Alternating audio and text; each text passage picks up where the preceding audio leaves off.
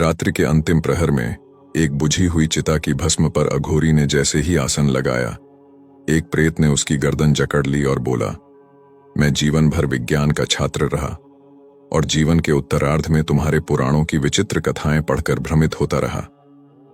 यदि तुम मुझे पौराणिक कथाओं की सार्थकता नहीं समझा सके तो मैं तुम्हें भी इसी भस्म में मिला दूंगा। अघोरी बोला, एक कथा सुनो। रेवतक राजा की पुत्री का नाम रेवती था। वह सामान्य कद के पुरुषों से बहुत लंबी थी।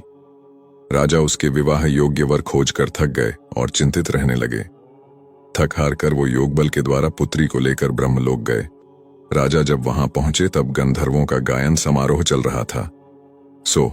राजा ने गायन समाप्त होने की प्रतीक्षा की। गायन समाप्ति के उपरांत ब्रह्मदेव ने राजा को देखा और पूछा, कहो कैसे आना हुआ?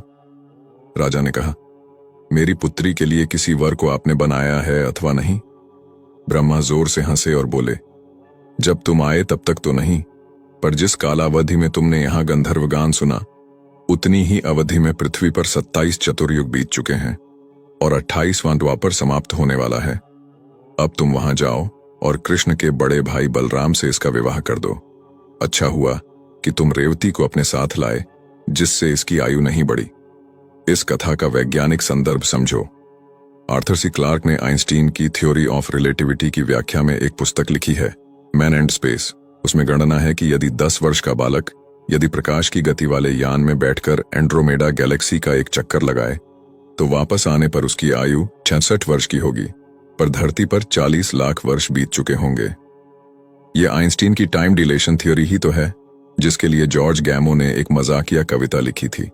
There was a young girl named Miss Bright who could travel much faster than light. She departed one day in an Einstein way and came back previous night. प्रेत यह सुनकर चकित था। बोला, यह कथा नहीं है, यह तो पौराणिक विज्ञान है। हमारी सभ्यता इतनी अद्भुत रही है, अविश्वसनीय है। तभी तो आइंस्टीन पुराणों को अपनी प्रेरणा कहते थे। अघोरी मुस्कुराता रहा और प्रेत वायु में विलीन हो गया। हम विश्व की सबसे उन्नत संस्कृति हैं, ये विश्वास मत खोइए।